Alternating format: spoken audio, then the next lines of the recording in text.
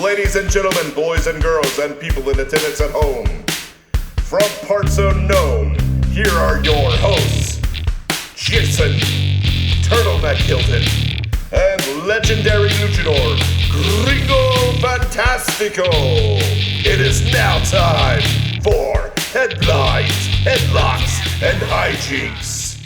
So, welcome, ladies and gentlemen, to this episode of Headlines, Headlocks, and Hijinks, episode 2, with your host, Jason the Turtleneck Hilton, and Legendary Luchadore, Gringo Fantastico. Oh yeah, very sleepy Gringo Fantastico. But I'll try to get a little more lively as we go. Sounds good, sounds good. And so, firstly, the one thing I finally caught up on was SmackDown from last week and the autograph signing.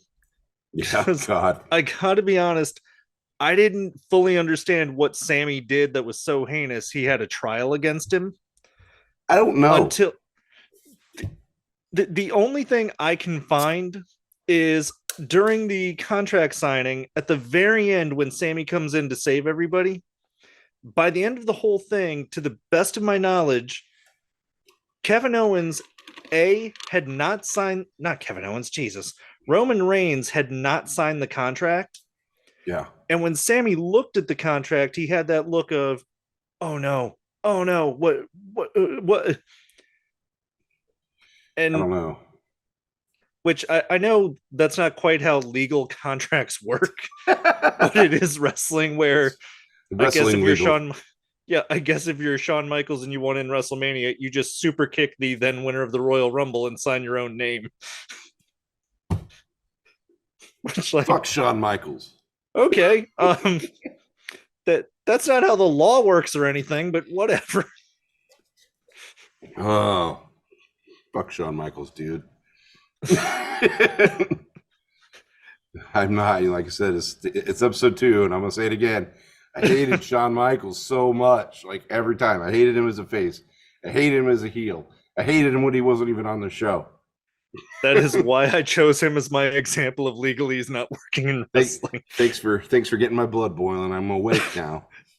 That and this pitch black bullshit, the Mountain Dew pitch black match soda. I did that on purpose.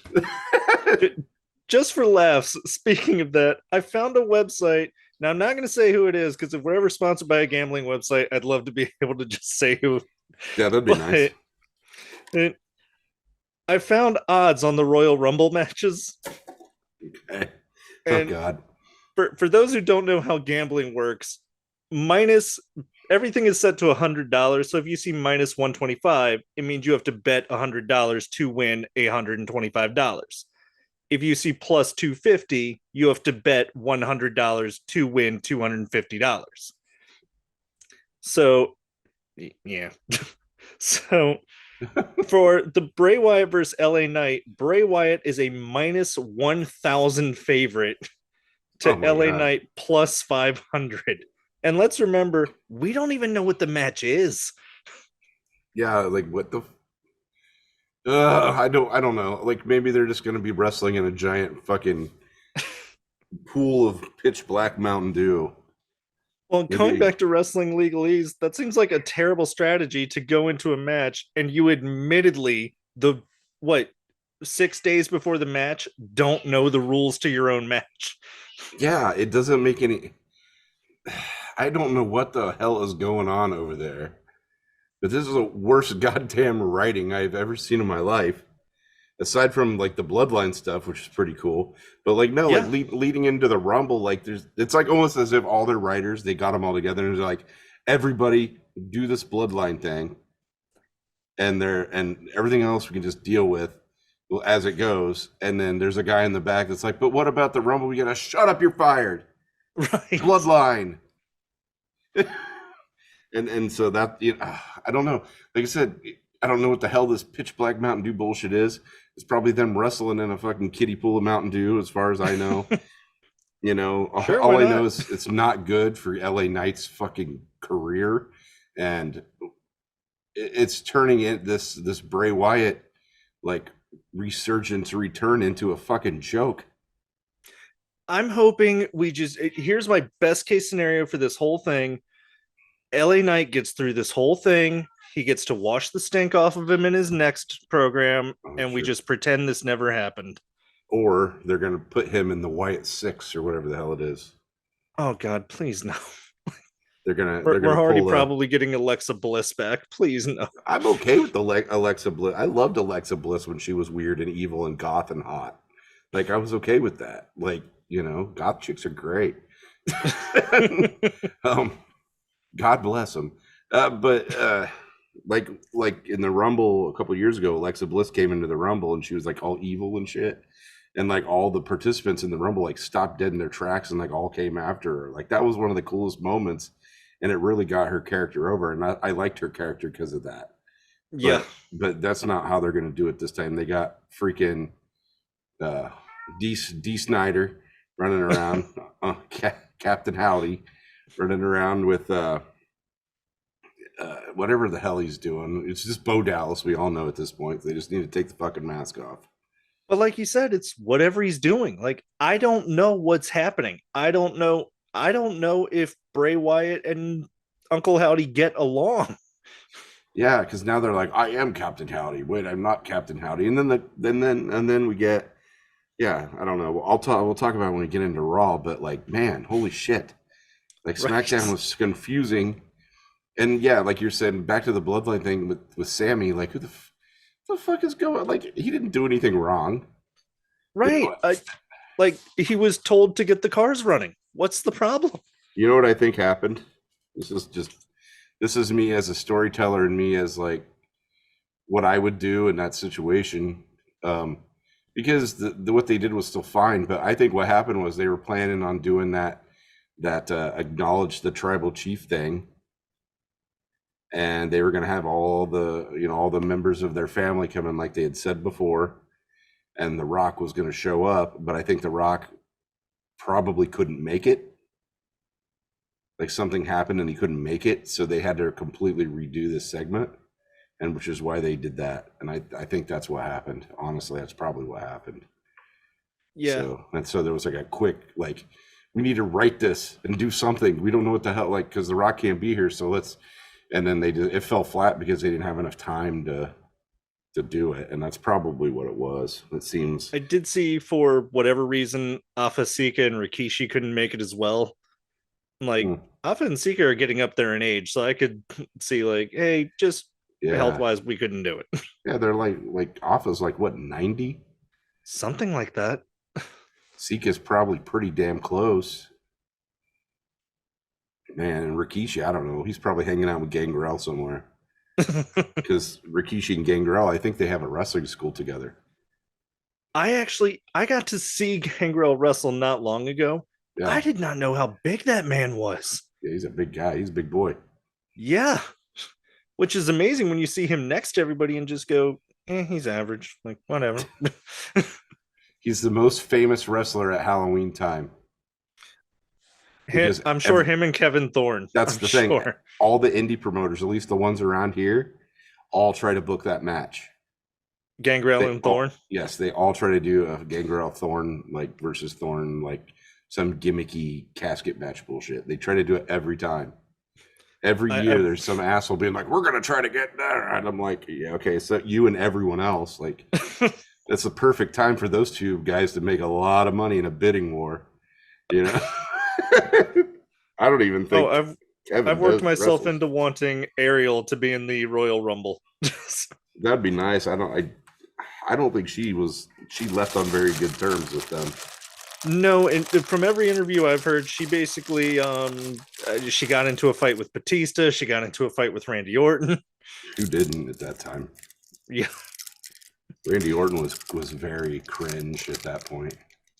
Very, very punchable, I believe was the word. Yeah. But just for laughs, with the bloodline in mind, who do you think is the favorite to get the most eliminations in the Royal Rumble this year, according to this betting website?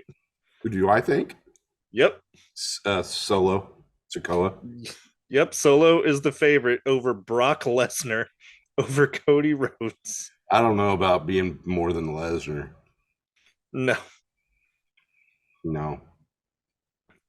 And Lesnar's just for going to throw a laughs, bunch of people out just because.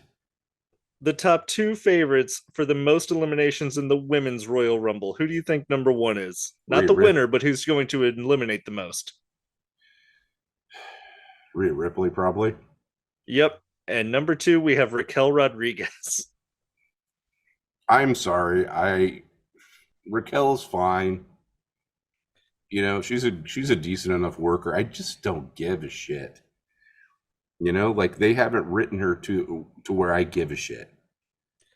You know? I wish she would stop smiling and saying just all that clearly scripted stuff that you're obviously not the one who came up with it. Yeah. Like that's everybody in there though. Yeah. Like she was fine in NXT when it was I'm a badass and I'm going to do badass things. Yeah, she was great in NXT. She had a different name because she was like Raquel Rodriguez. Gonzalez? Then. She was Gonzalez then, yeah. Yeah. Yeah, why did they change her name? They just gave her another like random Hispanic last name when she moved to the roster, to the main roster. Why would they even do that? We all knew who the hell she was. It's not like it was a big Most of us even secret. liked her. Yeah, it wasn't a big fucking secret. You know, like we turned Tuesday night, we knew, like there she was. And then like she's not only she's not only working for a promotion you own, she's on a network that Raw is on. Right, yeah. I don't understand that. The thing, it's the same shit with God, they did that with someone else too. And I can't remember, like it was like they just changed their name. And like I'm honestly surprised they let if Triple H wouldn't have been there, I'm sure that Vince would have changed what's his face? The serial killer guy. Oh, Dexter Lumis. Dexter Lumis, yes. They would change his name to like something like, "Hey pal," you know, his name would have been like Murder Pal. That's good shit. No, it would have been Jason Kruger. It would have just been Jason Kruger. Yeah. Or Freddie Voorhees, because Freddie, we can see the face. Yeah, Freddie. That's good shit. I don't know. That seems, yeah, but they do that all the time, and I don't get it. It's one thing to change their name as they go into NXT. Like, I still don't understand Braun Breaker. I still don't. We all fucking know that he's a Steiner. We all know. It's not even like he hides it. The man barks on the way to the ring. Dude, they did a fucking dinner, or that dinner for Table for Three or whatever episode with him and his dad and his uncle. They actually just put him on there as the Steiners. Yeah. And they were even making fun of his fucking name. Yeah. Like he inducted them. Like we don't fucking know. Right. I hate how they insult the intelligence. Oh well, whatever. They're going to continue to do that, and I'm not going to be able to do anything about it. So yeah, on SmackDown was I'm glad it wasn't the go home show for the Rumble. Yeah, this did nothing to really get me interested in the Rumble. No, and they still haven't announced, like we'll go into Raw, but they still haven't announced all the women. Like I know they're going to announce like maybe 5 of them or 10 of them, but they haven't even announced like 15 of them. I think they only have announced 10 of them. No. In fact, we're going to stick to SmackDown, but I was looking at the betting sheet. Half the people on here are NXT names or people who don't even work for the company. They quite literally have Saraya down here as a possible win for the Royal Rumble. They have Sasha Banks as a win for the Royal Rumble. Like, what? Are we that out of names? Like, I know you're a betting website, but you just have no earthly idea who else works there. They have Tiffany Stratton is on here as a possible win. I would still fucking mark out explode if Tessa Blanchard entered the Rumble. That would amazing. I don't give a shit. I mean, yeah, she did some gnarly shit, but as a worker, like, I don't care. I mean, it's awful, like backstage stuff, whatever, but I don't read the dirt sheets. I just, hear stuff occasionally. But as a performer, as a character, I loved Tessa Blanchard. She was great. And I've told you that before. Like, so it would be cool. I doubt they're going to do it because she's kind of cringe. Well, if you're gonna preach, I'll be the choir because I agree wholeheartedly. So yeah, but I mean, they do. They've got. Why the fuck would they have Soraya on there? I don't know. It doesn't make any sense that Like maybe Mickey James, I can see like them bringing she her in wasn't on again. the list. She should be though, because they brought her in last year and she was an Impact, and they clearly let her come in, and so she'll be in it again. She should win. Honestly, I was thinking we might have Camille who's Camille from NWA. She was Nick Aldis's bodyguard, and her whole shtick was that she didn't speak. Yeah, you'll probably see a couple of NWA people come in both the Rumbles. I think they're all jumping ship real quick. Yeah, especially the women. Yeah, I'm out. Can't blame them. No, that was so. SmackDown had the tag team tournament. Oh God, which happened. The first match was fine. I loved the first match. The fucking Sheamus and Drew against the Vikings. The Viking Raiders looked strong as shit. Yes. They looked great. Drew and Sheamus looked great. I don't like Drew and Sheamus as a tag team. I think it's dumb. I was shocked they took Drew out for that long.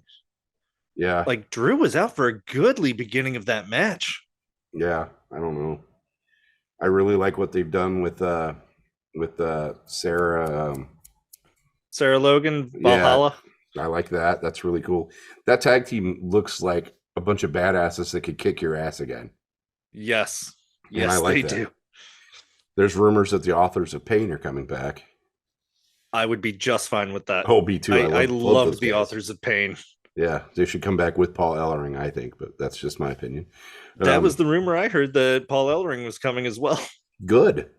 Maybe they'll be in the Rumble. But no, yeah, that tag team tournament was, because there was that match. That match was really good. And then what were the other matches they had? There was Los Lotharios versus Hit Row. Oh God. Which didn't really, not much happened outside of the commercials. So yeah. Hit Row went over on that one, didn't they? Yes, they did. Yeah. It was actually, so both of Lotharios dive to the outside and they hit Row, which is fun English. And as they run in, who was it? B-Fab just grabs Umberto's foot and then he gets hit with a roll up and a win. Like, you just did a suicide dive and took this guy out. That's all it took, was a roll up to beat you. Ugh, God. I'm it's sorry. WWE. We live in the roll up world. I do not like Hit Row. I've never had a chance to like Hit Row. They were fine when Swerve was the leader and they all stood in the background. It's because Swerve is talented. Yeah. The other members are like, not. You guys were best as background players. Like, I even have on here, Top Dollar is reading Michael Cole, the Riot Act. Like, everyone made fun of you for falling. Everyone. He's trying to own it. I got to give him credit for that. He's trying to make the best out of that situation. You know what I mean? Yeah. But and that's not fair to say they're not talented. They're talented. It's just they're not as talented as Swerve. And whatever they're doing just isn't working. Like, they need a new thing of some sort. I think they need to go back to NXT, to be honest. I think they need a hell of a lot of more work and development. You know what? I said that a lot about Nia Jax when she was on the main roster. I think we should say that about Hit Row too. Yeah, Nia Jax still, if she was in there, would need to go back to developmental. They brought her up way too quick. Oh, yeah. She was hurting everyone. I mean, it's probably the best thing that ever happened to Becky Lynch, but... Yeah, oh, yeah, definitely. And when she busted her open? Yes. Yeah. And there was that great sign of her, not sign, but that great scene of her doing the whole, oh, yeah, right. Sorry, my cat wants attention. No, it's all right. I have 5 cats. I get it. They're definitely attention-seeking animals. Right. I love cats, though. Then we had Ridge Holland and Butch versus Imperium. That was the guy I was thinking about earlier, Butch. Yeah, who used to be Pete Dunne. Why the fuck didn't you just bring him in as Pete Dunne? We all know. No idea. Like, We all know same. it's Pete Dunne. I don't get why we kind of dressed him like a Dickensian street urchin.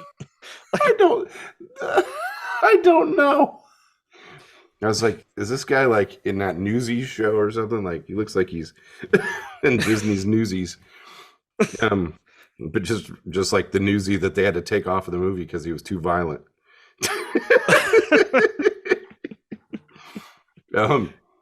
Yeah, because I love Pete Dunne. He's great. He's fun. Fun to watch. And then he's butch. I'm like, okay. And I haven't seen him really work the fingers like he used to. That was such a cool thing of just, yeah, fingers. I get it. That hurts. Yeah. And that was like his big gimmicky thing. He worked all the joints and the fingers and stuff like that. An itchy mustache. So for those wondering, there is a mustache under the mask. There is. Well, little one. Yeah, so there was, and it was it was Sheamus and, or not Sheamus, yeah. It was the Brawling Brutes versus who? Against Legado del Fantasma. Ah, okay. And Legado went over, didn't they? Yes. And I didn't notice this until this is my first time actually seeing the Maximum Male Models, because usually it just says Maximum Male Models and my finger instinctually does that. And Mansoor. Their outfits look terrible. Aren't they wearing like slacks or some bullshit? Well, Mansoor was wearing like a see-through mesh shirt, and then I don't even know how to describe the pants the other guy was wearing, but it was like torn jeans, but torn way too high. If you wanted to have a tag team like that, why the fuck did you fire Breezango? Yes. You know what I mean? It's the same goddamn thing. Bring back Breezango because they're actually fun to watch. These two guys I could give two shits about. They might be talented, but they aren't built enough for me to give a crap. Especially when Max Dupree, like they had LA Knight come in as Max Dupree. That's another example. And I don't know. This seems like a bitch fest, but I mean, it's WWE. It's really easy. They don't make it difficult to be bitchy about the product.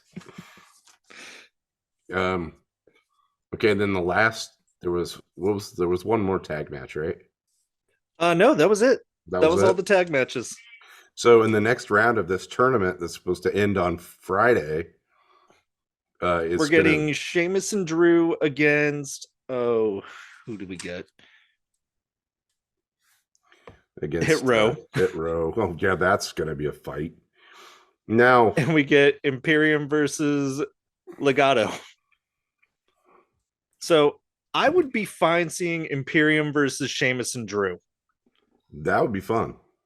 Like, if that's where we're going with this, I get that I have to slog through a lot of garbage to get there, but I'd be fine seeing that match. And doesn't the winner of this tournament take on the Usos or the Rumble?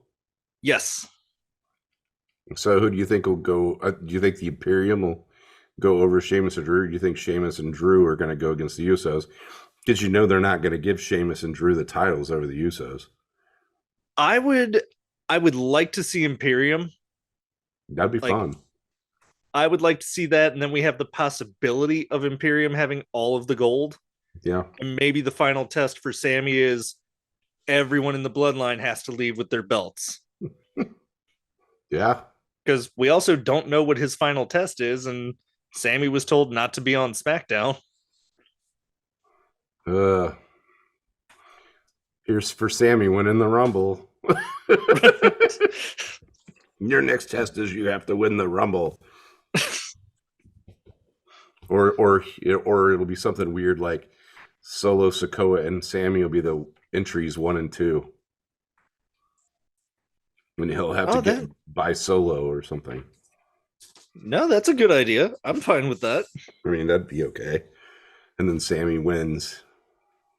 Or Roman's like, you have to sacrifice yourself in the Rumble or something like that, and to Solo or whatever, and Sammy ends up accidentally tossing him out. Like just falls at the very end when they go to give him the boot. Someone's trying to throw him out. Sammy runs up like the Warrior Hogan thing. Yes. Sammy runs up to try to knock him out and ends up pushing him out instead of saving him. Except he doesn't run to the back having a tantrum. Right.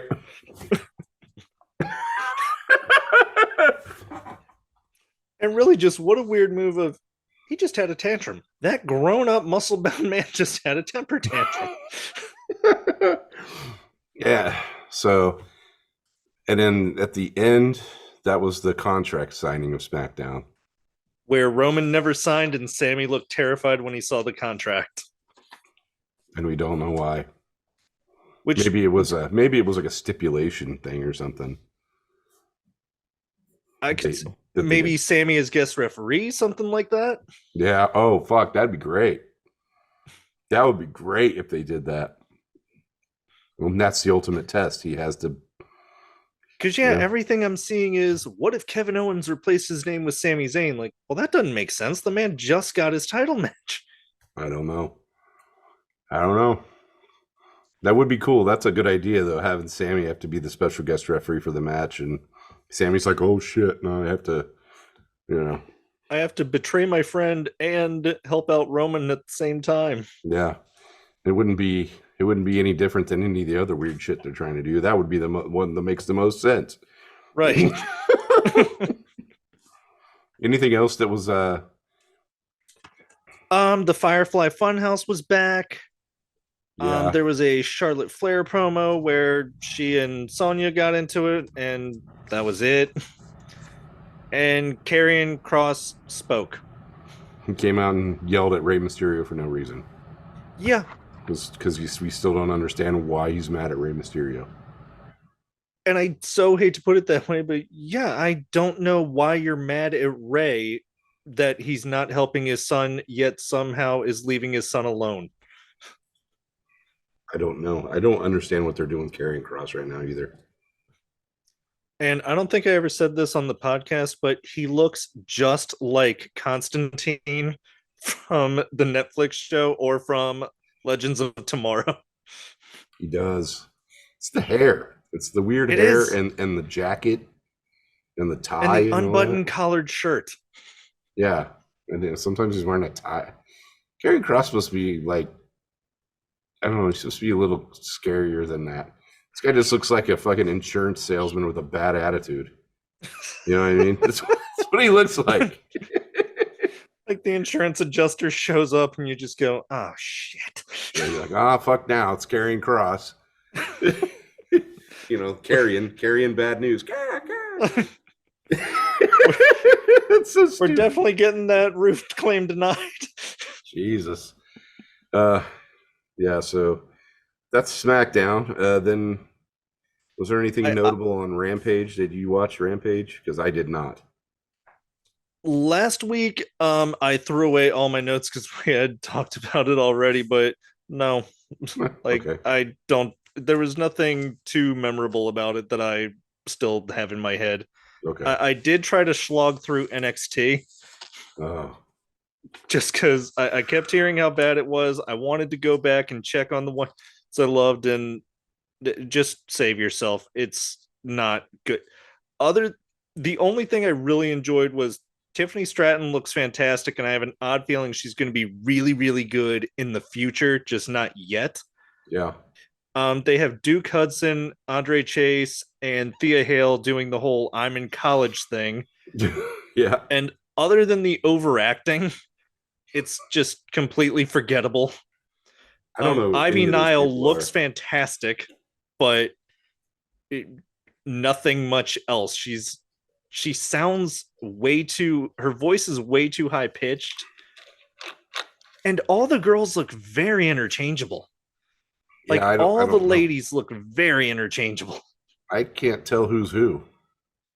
Except for and then we were talking about before, there's two people named Valkyrie. Like Taya Valkyrie leaves, and now they've got someone Valkyria or some bullshit. If you wanted a Valkyrie, you should have left Taya Valkyrie in there. Or Taya Valkyrie, whatever her name is. Yeah, it was Taya. Taya Saraya. Who fucking knows? Apollo Crews and Carmelo Hayes confronted each other in a barber shop. that apparently Apollo Crews went into Carmelo Hayes' favorite barbershop and just sat in his chair. They're feuding over a barbershop chair now. That's fucking stupid. Yeah. Carmelo Hayes, wasn't he in Hit Row? No, he was not. I thought he was in Hit Row at one point, like way back. If he was, I have forced it out of my memory. Like I said, I don't know. Like with Hit Row, I didn't get to see them enough to really recognize it. Like I know the big dude because he fell, because he had that awful jump, and that's all I know about Hit Row. I think it was always B-Fab, Ashanti the Adonis, and then that is the look right there. Carmelo Hayes was with another group or something, though, wasn't he? He is with Trick Williams right now. Like prior to, though, he was with somebody, I think. I don't fucking know anymore. I think that maybe instead of playing NXT, they should just have a giant dumpster on fire, and then every 11 minutes they do a commercial break and then come back to that same dumpster burning. Yeah. I think that it would be more entertaining than NXT right now.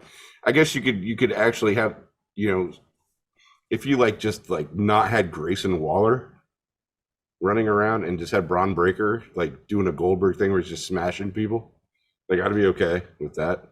That was the other one. They had Grayson Waller start a fight with Braun Breaker in the Performance Center, and on Instagram everyone recorded it and went live, so it was crazy. Then during the show, Breaker, he goes to spear Waller, but he goes through the barricade and knocks himself out.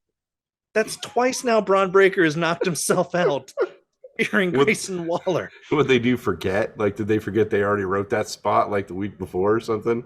Right. They're trying to make him when they bring him up to the main roster, they're gonna make him like a cartoon character that's CTE or something. It's probably what they're doing. God. Or I could picture they're gonna have Miro come back and Braun Breaker as partners, and their whole thing is their neck hurts. Please just get Braun Breaker out of that goddamn Grayson Waller storyline. Bring him up to the main roster. Let him smash The Miz a bunch, and then put him in the title picture like he should be to begin with. He's probably the best looking athlete in the entire goddamn WWE. He's one of the few people I believe in. Well, it's because and we'll get in when we'll hop into Raw and we'll talk about Raw, because I had some qualms. Actually, there's George Carlin used to say, I don't have pet peeves. I have major psychotic fucking hatreds. and mine happened to all be on Monday Night Raw. So, So the end of NXT was Toxic Attraction are snipping at each other. Okay. And at a contract signing, it's Roxanne Perez in the middle, Gigi Dolan and JC Jane just doing the whole, it's your fault. Well, we're not the best. I've always been better than you. You'd be nothing without me. Then they smile at each other and put Roxanne through a table. That's it. It sounds to me like they're, that whole thing, it's really funny, but it sounds exactly like the whole women's thing in AEW, with Saraya and Toni Storm. And I don't know. It sounds a lot like that. Or it sounds more like when we thought Britt Baker and Jamie Hayter were going to have a feud. And then all of a sudden they're like, we're friends. Let's hug it out. And then they beat the shit out of Saraya or whatever. That's kind of what that reminds me of. But yeah, that was NXT that I probably will not be forcing myself through many more times. So in the spirit of NXT, next. That's so bad. I feel bad. I will say I feel bad about it. I will say the best intro video I think they have is NXT Level Up, because it's all the stars like Becky Lynch when she first debuted in NXT versus now, Charlotte when she first debuted, and Seth Rollins. And you just, okay, this is the next crop. This is the next group of people who's going to lead us into the future. This is a problem, though. This is a big problem. Yeah. Well, the one guy that was who was in Florida Championship Wrestling or whatever before it became NXT, who should have been like the biggest damn star in the world right now, but he got hurt, was Richie Steamboat. Yes, Richie Steamboat was so good, and then he got hurt. You know, he was a great worker like his dad. Like he inherited pretty much Ricky Steamboat's work ethic, and it was just and his talent and everything else. And then he got hurt. It was so bad when they had Ricky Steamboat back on Raw, and he still did a better arm drag than anybody. Yeah. It reminded me so much of Eddie Murphy when he guest hosted Saturday Night Live, and he broke Pete Davidson just with comedy until finally Pete Davidson goes, "Why'd you bring this guy back to remind everyone how good this show used to be?" Oh, damn. Which was a weird thing to say if you want to renew a contract, but I don't think he cares. Isn't he still like sucking up Kim Kardashian money at this point? They broke up, and I saw a headline that he had removed a Kim Kardashian tattoo from his body, and I quickly remembered I don't care, so I scrolled down. You can't say shit like that when I have a mouthful of stuff. It's gonna come out my fucking nose.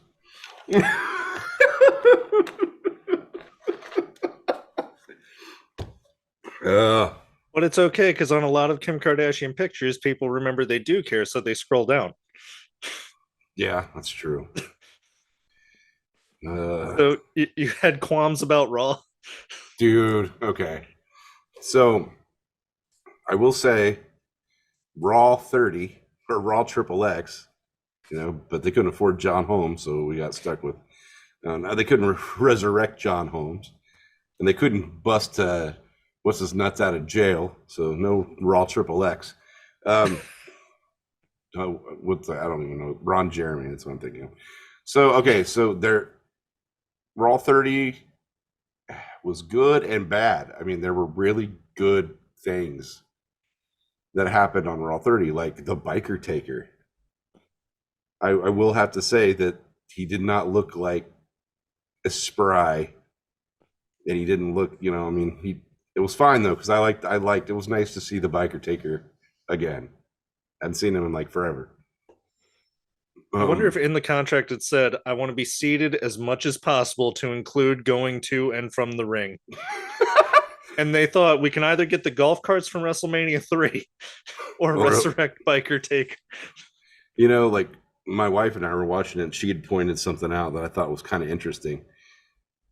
Like when Undertaker was trying to leave, if you watch it, he was trying to leave and he didn't know how to start the bike.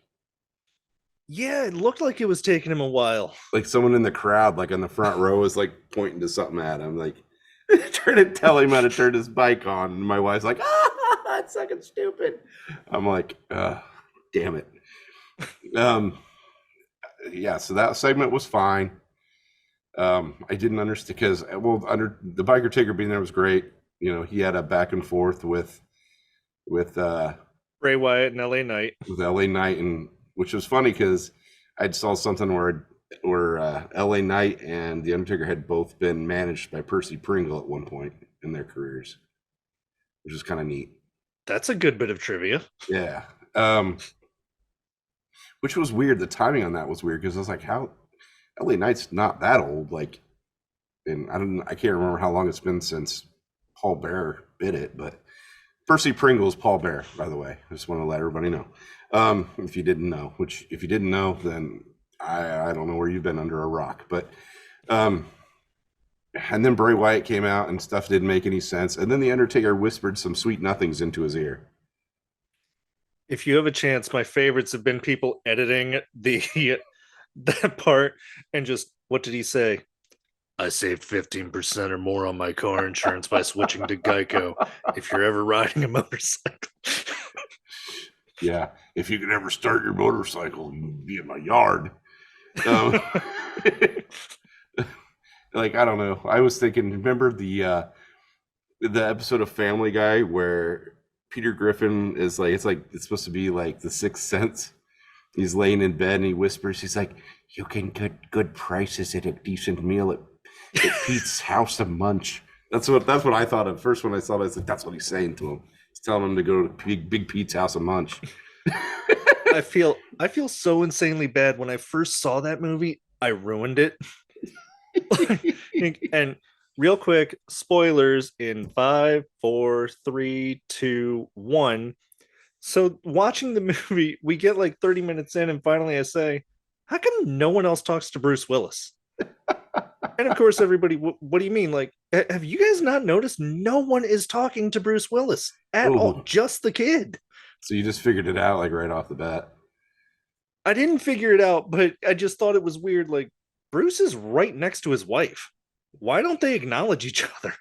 Because I was just like, man, they just hate each other that much. Like, yeah. I mean, that's some cold-hearted bullshit right there. Like, I've been in some bad relationships, but I still said, like, hey. Hi. Yeah, like, hey, how's it going?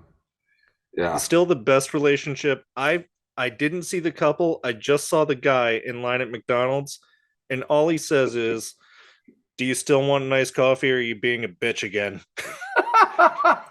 Like, who said chivalry is dead? I think my wife said that same thing to me once. Oh, so okay. So the biker ticker thing was cool. We'll kind of go like up to like worst parts of the good to the best parts of the good. The segment with DX and Kurt Angle, which I was weird that Kurt Angle was there anyway. And apparently is now sponsored by Colgate.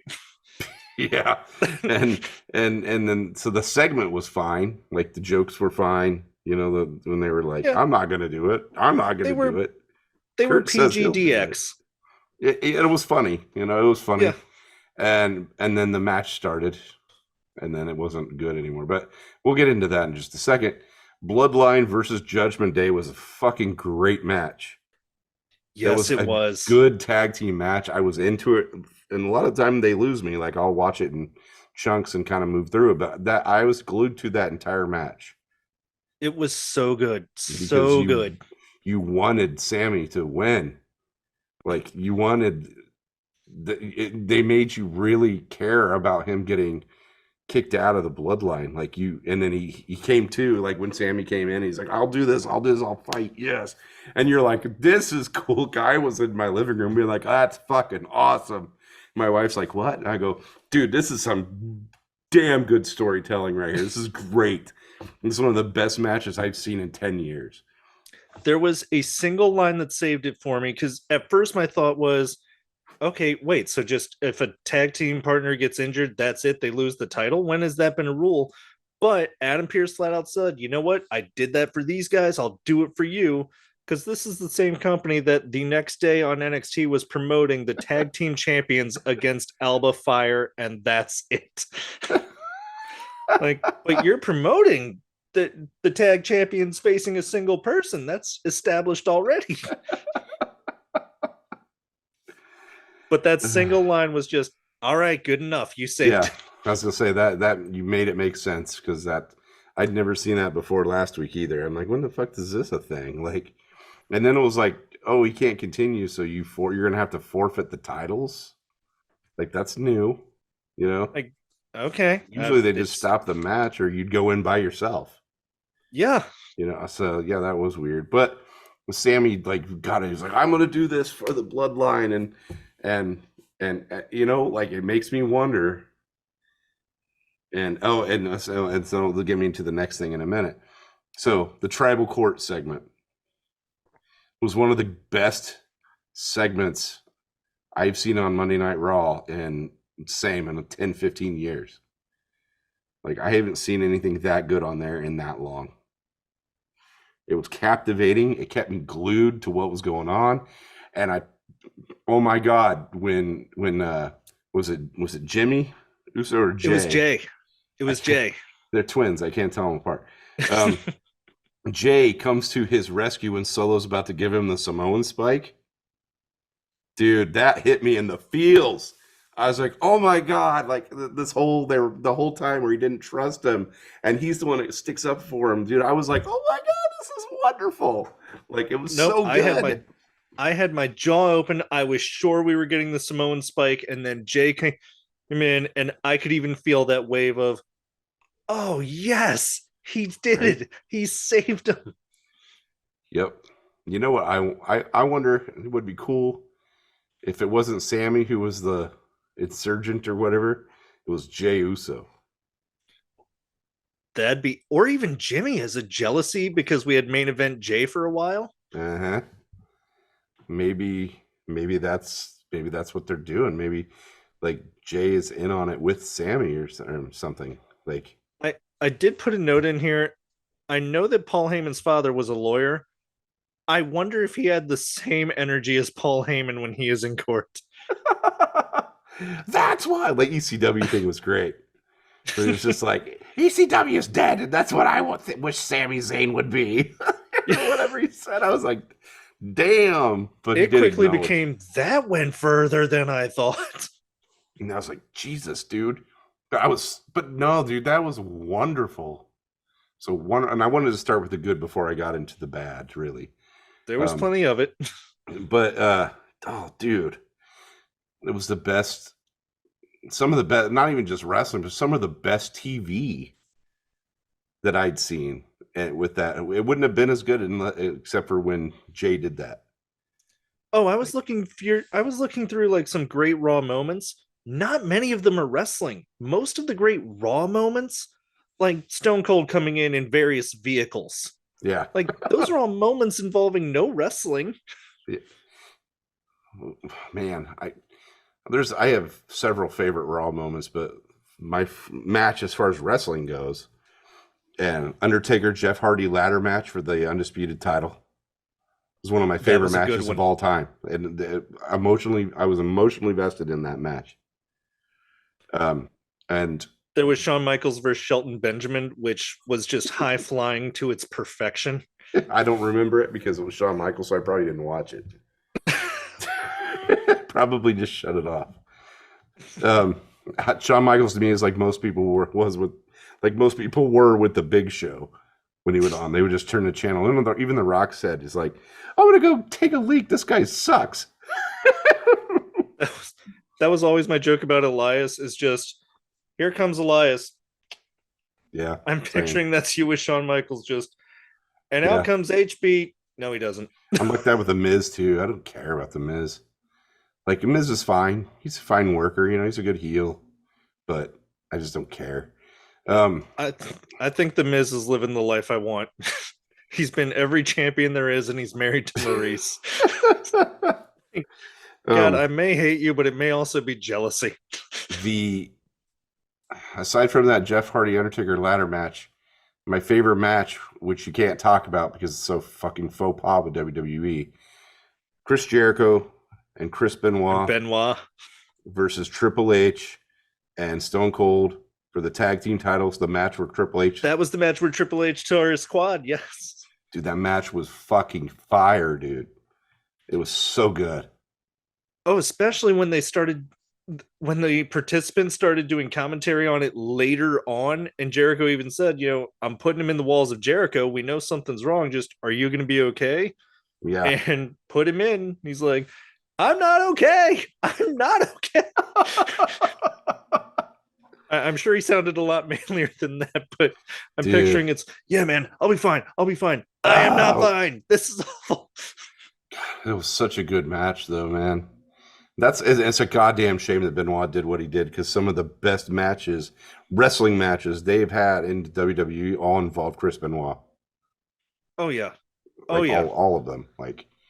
And it really is one of those, every year his name comes up for the Hall of Fame, and every year you have to go, no, absolutely not. They need to put Nancy in, I think. I would love to see Nancy in. Let her Nancy in. Put her in as would woman. Be great. She needs to be in. All the stuff she did in the industry prior to that shit was. She was valet for Ric Flair, yes. Yeah, she was valet for a ton of people. Flair, Sandman. Yeah. Who was in charge of the dungeon? Kevin Sullivan. Thank you. Yeah, she was married to him. Like, that was her ex-husband. which they could ask Kevin Sullivan, but I think there's some heat there. Well, I'm sure. I know that Michael Benoit is trying to become a wrestler now. He is the spitting image of his father. Which it's is why they'll amazing. never let him in WWE. No. He'll never be there because of that. And they should let him just so he can fix. I would say put legacy. a mask on him.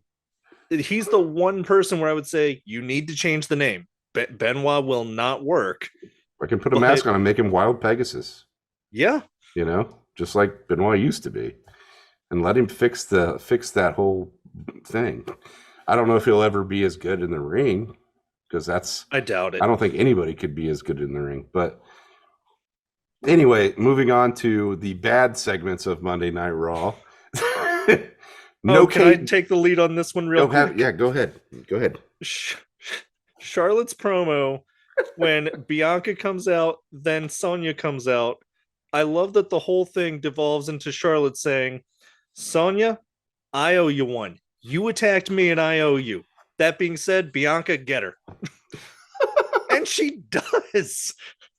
Like, not once does Bianca turn and go, bitch, I don't know who you think you are. But you, A, don't make the matches because, her words, you don't go here. And B, she's your problem. Like, I have a psycho with a spooky family to worry about. Yeah. Yeah, that was weird. That whole segment was awful, and that match was awful. They cut the steel cage, but they kept that. Yeah, they should have cut that, but they had to give Charlotte her like 25 minutes. So, don't get me wrong, Charlotte's a good worker and everything else, but I just don't care about that segment. The cage match would have been, if they wanted to put Charlotte in a match, they should have made that they should have put those two in the cage match with Becky and, sure, why not do a champion or do a champion with someone else thing? Like they do it all the time, the strange partner thing. They should just, what they should do? They should have done for Raw 30. They should have played nice with Sasha Banks. Said, come back. We're gonna have a four-way dance in a cage with the horsewomen. Oh, that would have been fun. It would have been fucking amazing. To dream. I don't know why they don't do that shit. It's not hard. You know what I mean? It's right there. Yep. I don't get it. And it would have been easy. It would have been easy to do. Said, here, we'll give you money. Come and do this. Right. Should have been like, okay, I like money. I know. We'll give you your namesake. Yeah. Yeah. Like, yeah, you can use Sasha Banks wherever you want to go. Yeah, that no cage match thing was stupid. There was no reason for them not to do it. It looked like ass that they didn't do it. And they still wasted the time. Like they could have had the match, but they wasted so much damn time with whatever. Apparently, the Bloodline segment they said went too long. Yeah, and that's why they cut it. But there were other things they could have cut, like that stupid shit backstage with the poker game and cares. You know what I mean? Like I give a shit about JBL and fucking Baron Corbin. Baron Corbin. You know what I mean? That was like 10 minutes of segments they could have used towards that cage match. And really, that whole segment was, okay, we need Godfather to make a joke. We need Ron Simmons to say, damn. That was it. I would have preferred just to have Ron Simmons and Charles, Godfather, talk to each other and do their little shit together. And just not have JBL or JBL and Corbin do something stupid and Ron Simmons just looks up and goes, damn! That probably spiked my audio here when I did that. Damn! But yeah, that was just still stupid. That 6-man tag I was talking about earlier. Way too long. Oh, way too long. That match was 40 minutes long? It went through 3 commercial breaks.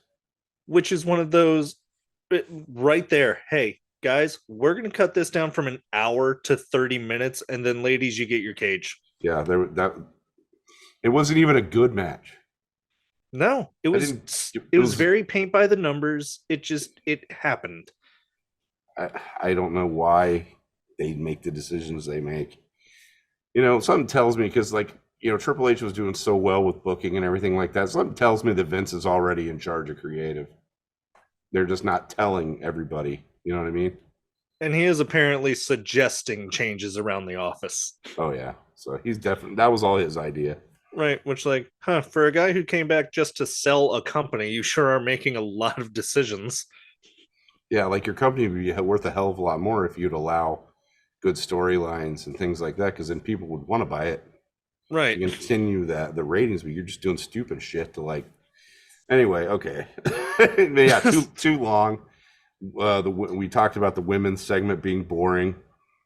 I'm sorry, wrestling world, but I do not like Austin Hypothesis. I do not like him. That's what I call him, Austin Hypothesis, because it's just a. It's just not a theory. It's not a theory that he's good. It's more of a question of why he's good. Austin Hypothesis. I don't like him. Bobby Lashley's meh. You know, they haven't done anything with Omos. Like, he's like, I'll do this without Omos. And it, like, building up to, like, Omos coming down or something weird. So what do? We just bring Brock Lesnar in. Why not? Fuck it. Brock Lesnar. Why not? Well, even I'll do it without Omos, like, who hasn't done much anyway. Like, well, I mean, you could have had Brock Lesnar and Omos. You know what I mean? Like, looking eye to eye. Well, Brock Lesnar. I don't think Brock would have trusted that. No, probably not. He didn't want to get hurt. I wonder also, could he reach him to completely do the F5 on him? Like, that's an impressive wingspan you'd need. Omos is in the Rumble. He sure is. And I think, Lashley is too? Lashley is, yes. Brock Lesnar, they haven't announced it. He's probably going to be in there for the sole purpose of getting into a feud with Lashley, which ultimately lead to Omos getting involved in whatever bullshit they decide to do with that. Which also leads to, once again, if Austin Theory is the future, he's on the back burner again. Like, yeah, the end of the the end of the show was literally Brock Lesnar F5ing Theory onto an already F5'd Lashley.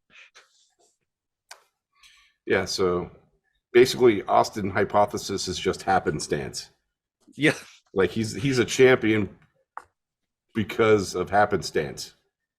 Like, yeah, he didn't earn it. He is champion because everyone is fighting everyone else around him, and he just basically falls on whoever dies. And he's just like, oh yeah, God. And that was my next point. Brock again, really? Yeah. At least it's not Brock and Braun, or no, Brock and Braun actually. Roman. Brock and Braun actually might not have been that bad, but like, at least it's not Braun and Omos. You know, again. Yeah, that was a fucking dumpster fire. My last thing was hardly any entrants announced for the Rumble because everyone already knows Cody's going to win, so who cares? Yep.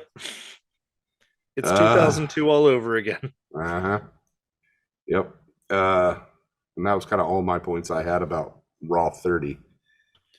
That wraps everything up I had. You want to talk about some Ring of Honor match? Yeah, we can do that. I can go through my points real quick with AEW Dynamite if you want. Oh, sure. My good points about AEW Dynamite that was on yesterday. That was on Wednesday. Yesterday, Ruby Soho going over was great. I like her. She's awesome. The Mark Briscoe Jay Lethal match was wonderful and emotional. I don't want to say this because it's really kind of a shitty thing, but the match wasn't that good. But it was nice to see Mark be able to go in and do that. So the match gets a 5-star for me because of that. I actually had a note that you could just see them both fighting back emotion. So yeah, in no way was I expecting a complete 5-star classic from them, but what they did was everything we needed. Yeah, and that made the night to me. That was the main thing. Daniel Bryan, Brian Cage, good match. Two completely different styles, which was great. It didn't clash. It was just really good. No offense, AJ Styles. So here's my bad stuff about AEW Dynamite real quick. Jericho seemed flat. He didn't secure the win for his team. Like, it was just, he was in the background and Sammy Guevara was doing all the work basically. That whole feud seems to have cooled off for me. Like Ricky Starks doesn't seem to mean as much. Action Andretti just doesn't seem to mean as much. Action Andretti never meant much to me anyway. Somehow Sammy Guevara can sneak in front of Ricky Starks standing on the top ropes looking directly at him. Maybe he's like Invisible Boy in Mystery Men. When he completely stands still, no one can see him. That's a dated reference, but whatever.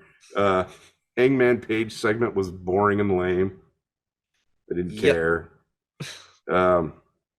It's another example. Are we getting a weird will they, won't they with Renee and Hangman? I don't know. Like, it's a weird dynamic they have going on right now.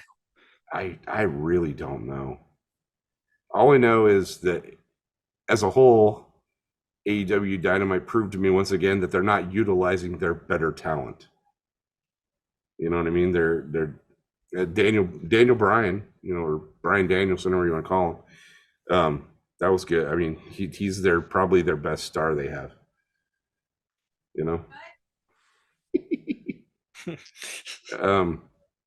Let's see. The always annoying arm, shoulder, knee bullshit going into that match with Bryan. The match they're going to go into with him and MJF later. They're going to work that stupid angle. It's going to be just like Bret Hart and anytime Bret Hart and Owen Hart met somewhere, Bret Hart's knee would be bad or something.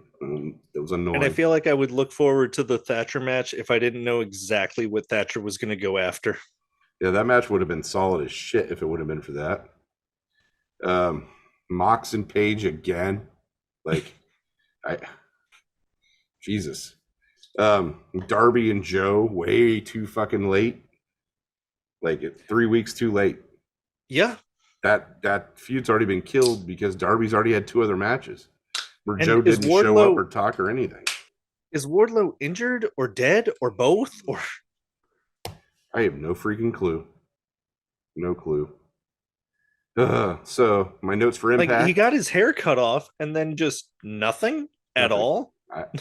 Maybe he's like Samson. They cut his hair and he doesn't have any powers anymore. Now. Another really dated reference. Well, at least Samson got his hair cut by Delilah. Yeah, I know, right? or not by big old Samoa Joe. Yeah. Maybe Samoa Joe is Delilah.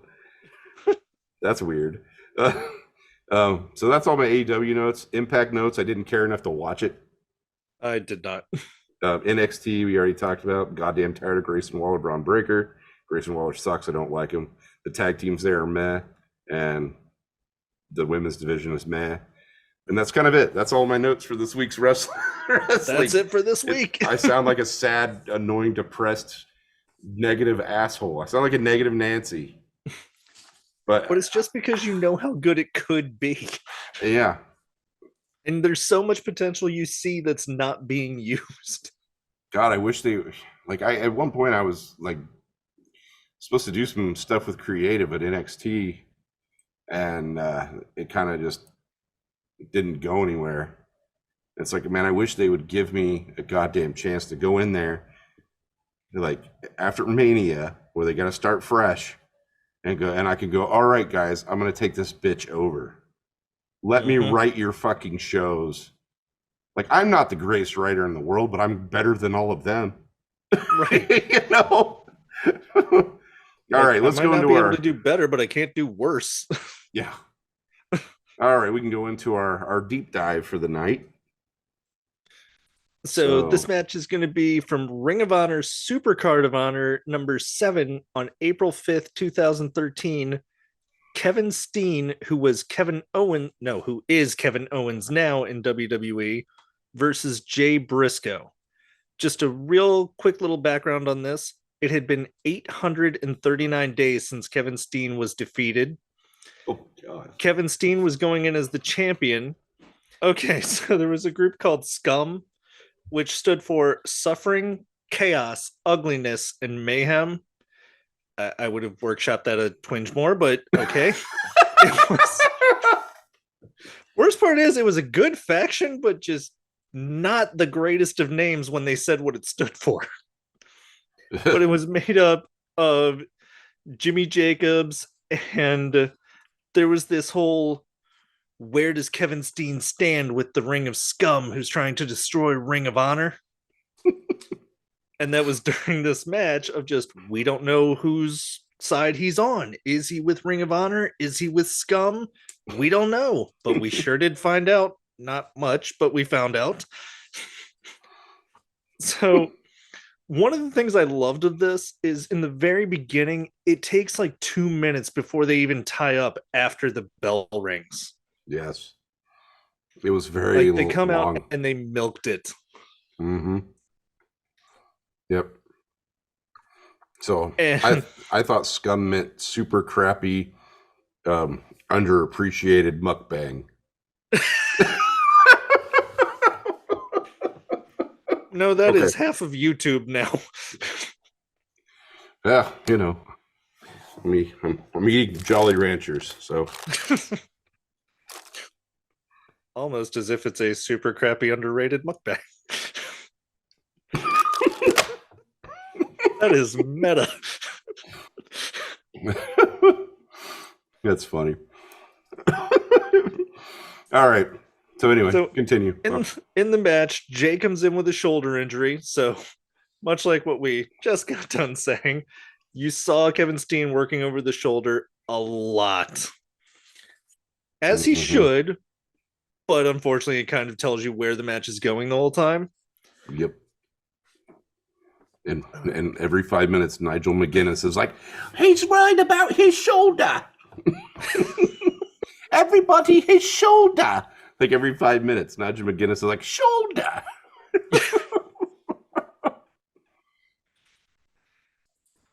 Well, let's see. Early on in the match, Steen takes control with a great looking DDT that sends Jay into the corner. Ooh, and was followed with a stiff forearm straight to the face. Dude, that DDT was beautiful. Yes, it was. It was beautiful.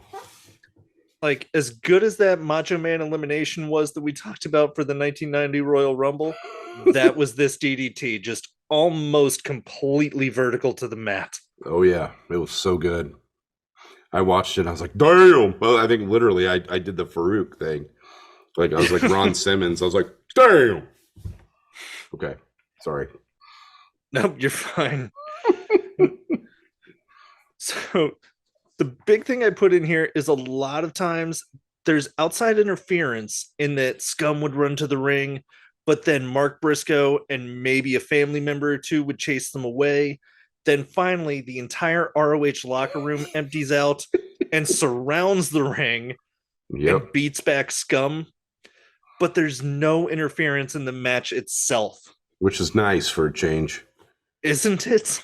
It's not, yeah, it's nice. Because you know, well, Steve Corino was going to be running around. I thought Steve Corino was going to like interfere and all this other shit. Because I'd never seen this match before I watched it. So I actually didn't expect who did. I didn't remember the match well. I knew I had seen it, but I didn't really remember what happened. I totally forgot the end when Matt Hardy goes for a twist of fate on Briscoe. Steen stops it. Then that's when you were just outside. You're fine. You're fine, Xena. Yeah, warrior princess. We'll get into my cat's names later. Okay. Her name is actually Shorty, but after that little run outside, I think she's earned it for the night. Fair. But yeah, that is when Briscoe finally hits the J driver after trying for 3 different times to get it. And then we have the entire Briscoe family going into the ring. Mom, dad, brothers, uncles, everybody. I got some mentions about some of them moves in that match that I thought were just nuts. So Kevin Sullivan does that cannonball like he does now, you know, in the corner. Dude, that cannonball looked fucking hardcore compared to what he does now. Like what he does now is just so like, bleh, you know, like, but that thing was like, bleh. And then Nigel McGuinness shared up, I've been knocked out by that several times. And then he did the pop-up power bomb onto the apron. Yes. which was vicious as fuck.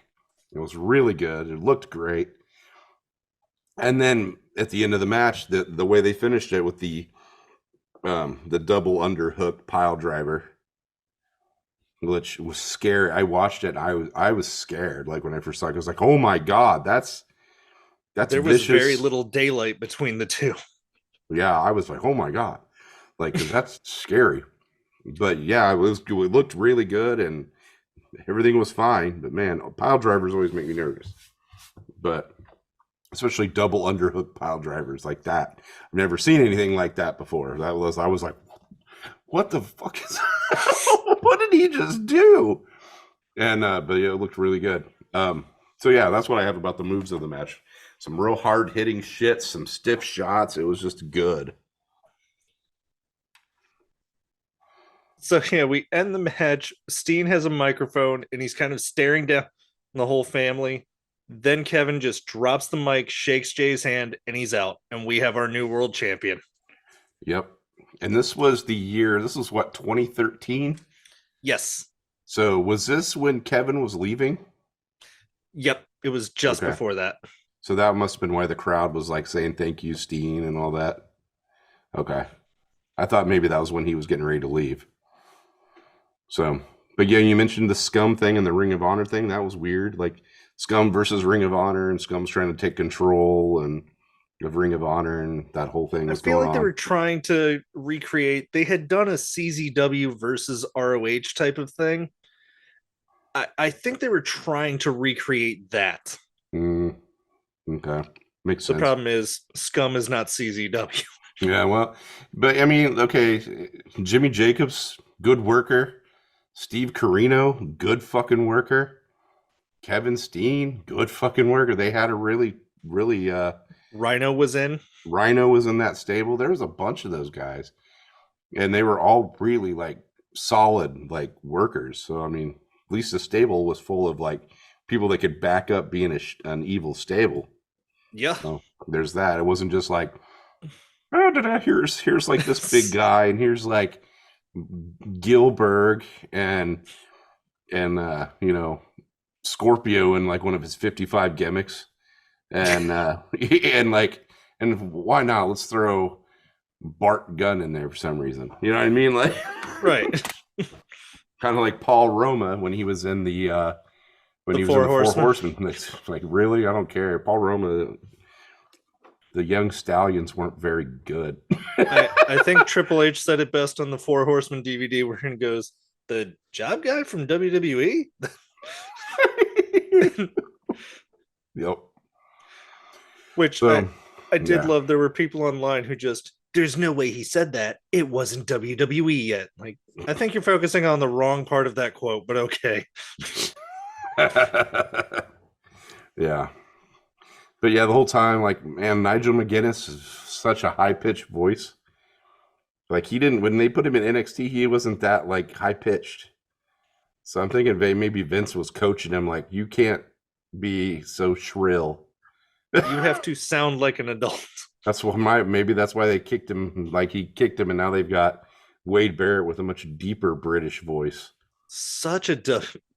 Barrett has such a distinguished voice. It's amazing. Yep. And well, I mean, Nigel McGuinness was fine in NXT. And oh yeah, the one thing going back to Raw 30 would have been perfect if it would have been commentated play by play by Mauro Ranallo. Just saying. No, that would have been fun. But anyway, back to this match. I liked this match. It was fun. It was really nice to see it. I hadn't seen it before. And real emotional towards the end. Very stiff towards the end with the wrestling, which was great because it made you feel every single hit that they did, and yeah, it was cool. I liked it a lot. And I even tell people the match itself it's good. It's not the best match you'll ever see, but boy, does it tell a great story by the end of it. It does, and there's so many like aspects to that story. Like there's so many things going on, and then there's the match. And like you said before, there's none of that other stuff is spilling into the actual match. Other than Hardy trying to interfere, but then not doing it anyway. Yeah, and not even getting stopped by the face. He was stopped by the heel. Just the heel was showing his Ring of Honor. But yeah, that was good. It was good. They need to have more matches like that. A little bit of a slow starter, I thought. Yep. But it ended real well. It had a good build to it. Had a lot of really good, a lot of good ring psychology going on in the match, which you don't see a lot anymore. And I didn't think it was too long. No, I think it was about right. I think it was like 25, maybe 30 minutes to include entrances. Yeah, and the celebration. Yes. So you're looking at about 17 minutes. Something like that. And that was perfect. It worked perfectly for what they were trying to do. So that's awesome. That's actually one of my issues. They've got the Iron Man match coming up, where my only issue with Iron Man matches is I find I'm not as excited in the beginning because I know this part doesn't really matter. Right. It only matters after the guy gets the first pinfall or submission. Right. Other than that, it's all right. I'm going to grab some popcorn, maybe a soda. So this is AEW, right? The Iron Man match? Yeah, it's going to be Danielson MJF. So that's the match. That's the Iron Man match. Yes. Damn. And it's an hour? That is what I am led to believe. Damn. You don't see too many hour Iron Man matches. I haven't seen one since WrestleMania 12. Not an hour. There was that one Brock and Kurt Angle on SmackDown, but I don't remember what year. Was it an hour? I thought it was like 30 minutes or something. I thought it was an hour. I could definitely be probably wrong. Right. Like, my memory sucks. So you're probably right. The only thing that made that so much different in my mind was Lesnar just lays Kurt out with a chair shot right away. It's like, I may be DQ'd, but he's decapitated, so. Yep. Oh, well, that was good. I'm glad you picked that match. That was good, and it helped us in our own way honor Jay Briscoe.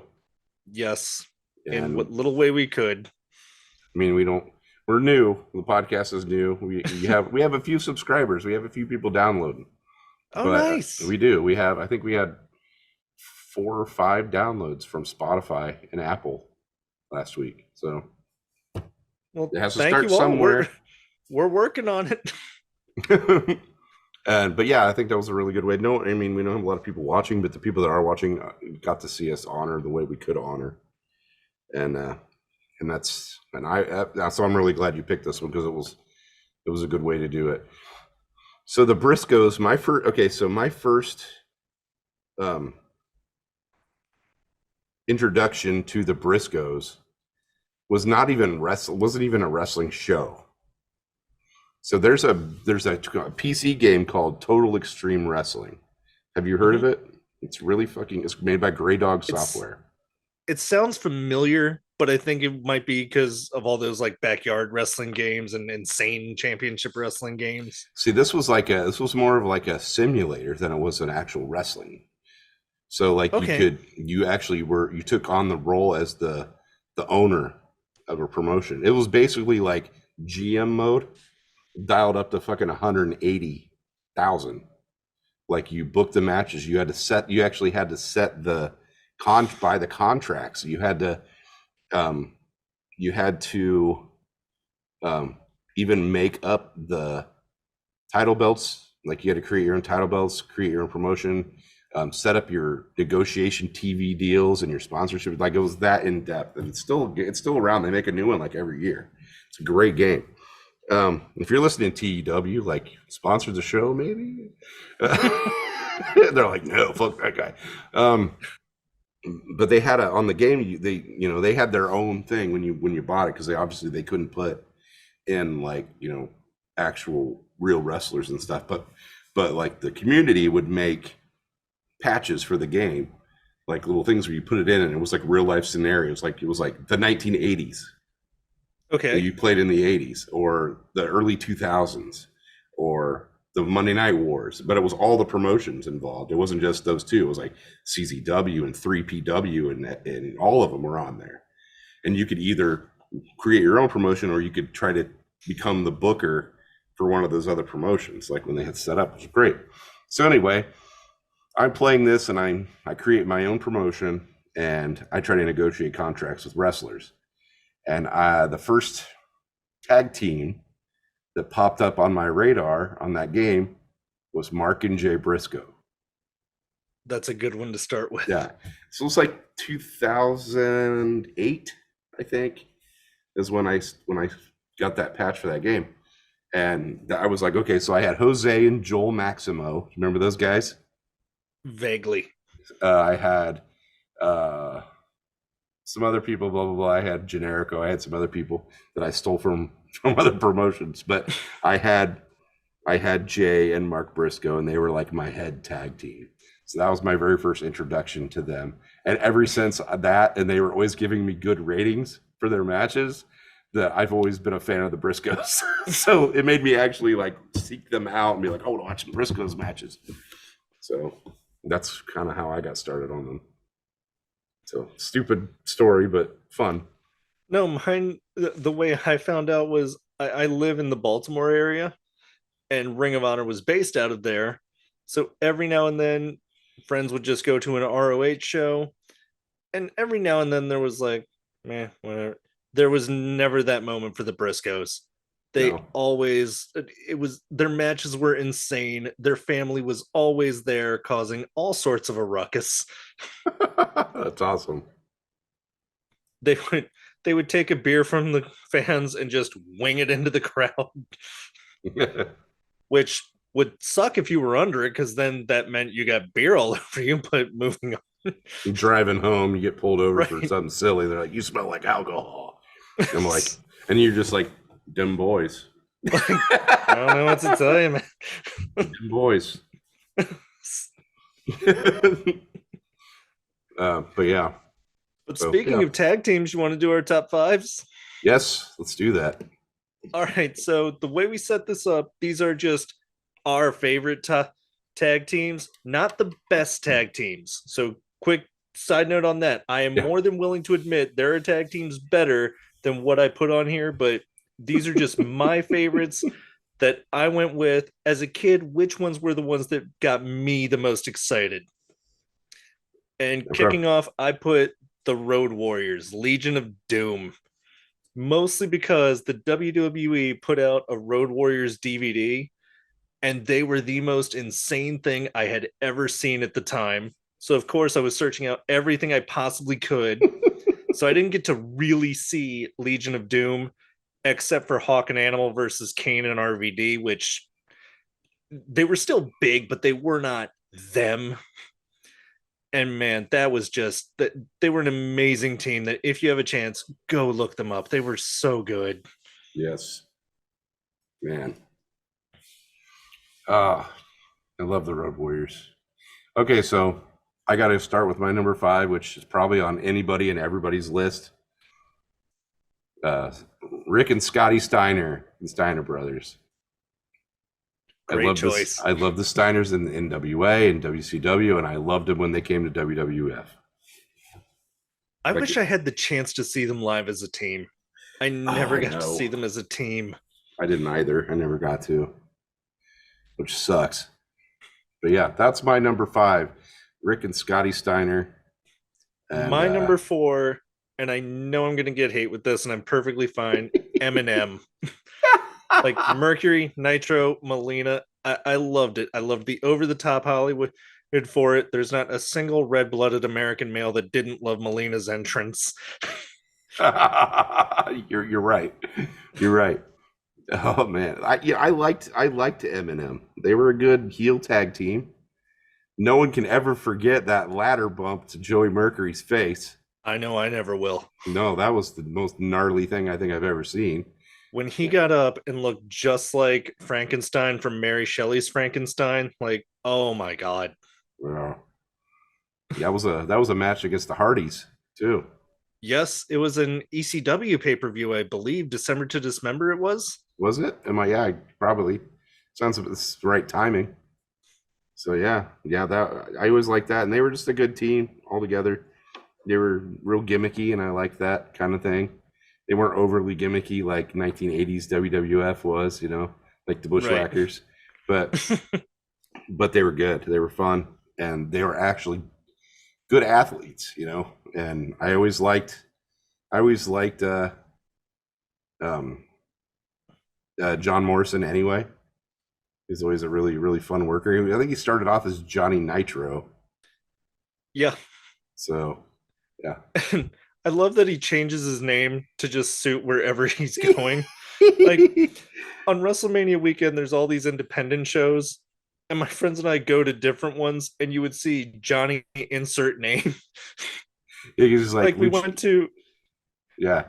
Yeah, we went to a show for what's called Blackcraft Wrestling, and the whole time we didn't get it. Just who's Johnny Blackcraft? What? Then he comes out like, oh, I get it. Okay. Johnny Mundo in Lucha Underground. Johnny Mundo. Impact and Impact. Yep. Oh, God. Johnny Nitro didn't work, though, because he was on Raw. Right. But I would love he was brought in by Eric Bischoff. So my new plan, I'm gonna get a John Morrison autograph for each of his individual personas. Dude, that would be epic as fuck. You should totally do that.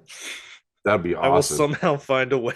You probably it will cost far too much, but I'll do it. If you ever meet him, like just have him sign it as all the different things. He'd probably do that. He'd probably be completely cool with that. Yeah, he'd probably do that.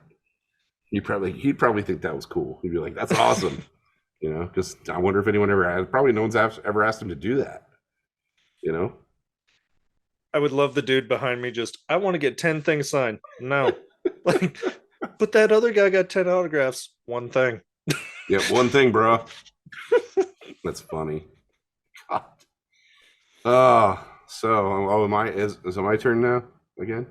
Yes, you're number 4. Okay, so mine was, and this is weird. I had the Road Warriors for number 4. Oh, I did. Good pick. Yep, and so there you go. It was a toss up. I love the Road Warriors, but I figured they were like everybody likes the Road Warriors. So the other team I was thinking of was Cronus and Perry Saturn. Oh, from ECW. Yeah. And mostly just because their finisher was awesome. The total elimination. All right, but yeah, that's what I got was Road Warriors, because my introduction to them was the WCW NES game. Okay. Because I watched. Okay, so in my family, like my father and I watched wrestling, but my dad was always like, WWF is like the good wrestling. Because it was just like the main one was always on. It was like the A-list wrestling. And he would never let me watch WCW because he's like, oh, this is like what the rednecks watch. You don't want to watch that, I'm like, we live in the Midwest. Like, I don't think it matters. So I never really got exposed to them early on. But when I did go, I rented the WCW NES game.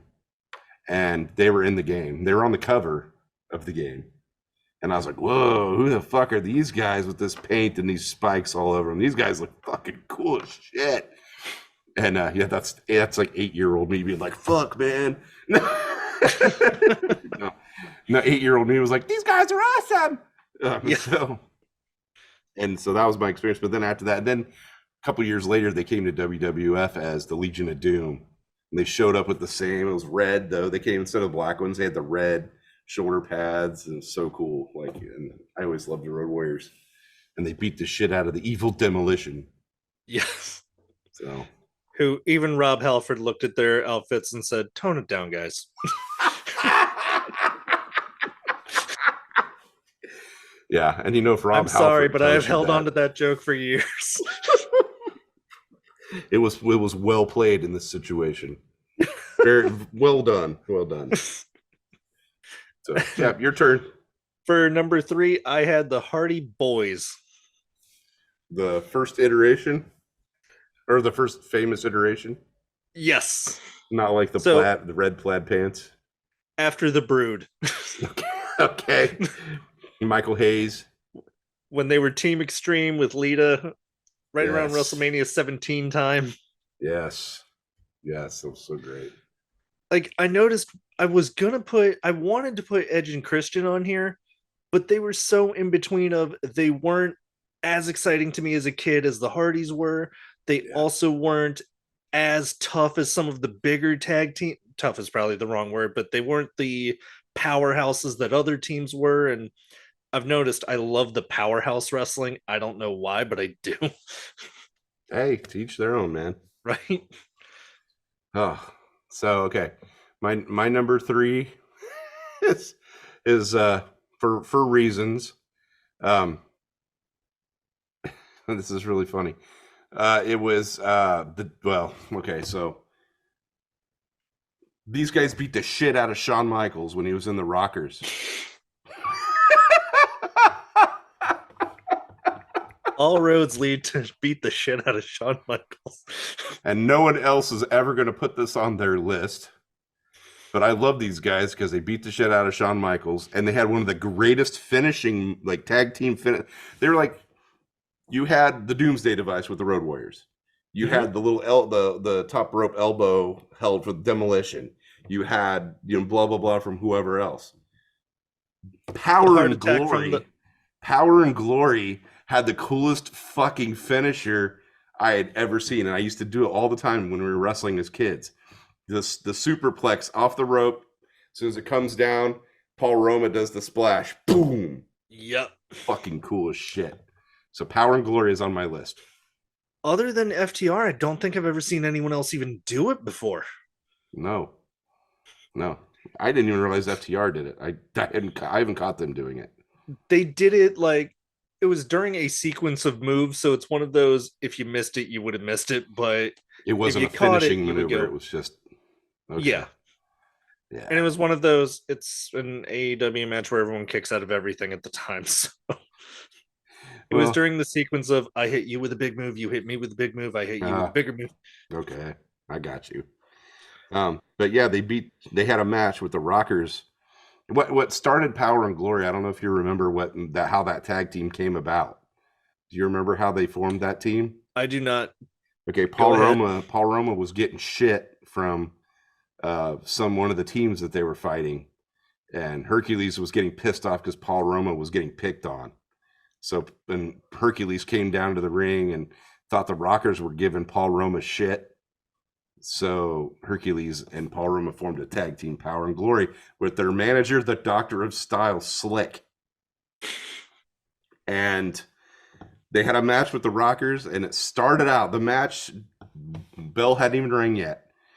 They pull Shawn Michaels out of the ring, they grab Hercules' chain, and they just whip the shit out of him with it.